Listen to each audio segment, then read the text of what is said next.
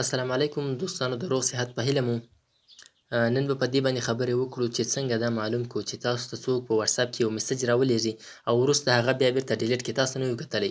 وروسته دا چې ده هغلته ډیلیټ کړی دی په خپل موبایل کې، څنګه تاسو کولی سئ هغه ډیلیټ شوی میسج په خپل موبایل کې وګورئ چې ده څه شی تاسو سره لیږلی دی.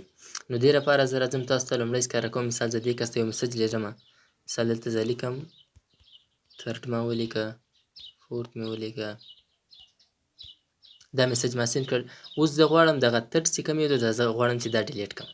راځم په دې باندې کلیک کوم، ډیلیټ فار ایوری ون، دا مې ډیلیټ کړ، دا میسج ډیلیټ شو. اوس زه راځمه کوم چې دا دویم اکاونټ ته زه دا بیرته خلاصومه، دلته ماته میسج راغلل، دلته چې میسج راغله هغه کوم میسج چې د وایي دا میسج ډیلیټ شوی دی، هغه ثرډ چې کوم یو، نو زه په دې باندې کلیک کوم او راځم دلته پاس د کاپي ایکن وهم، دلته به هم ماته ښکاره کوي، ګوره ثرډ ماته ښکاره کوي، دا یې هم راته ښکاره کوي.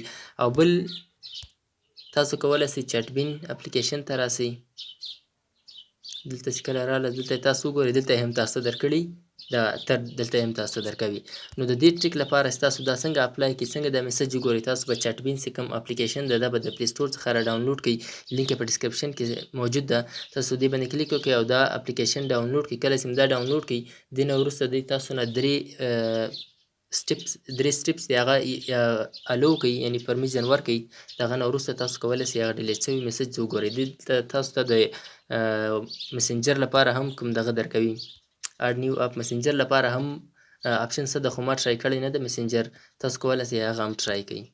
له توجه څخه مننه، چینل در سره سبسکرایب کړئ او ویډیو د دوستانو سره شریکه کړئ.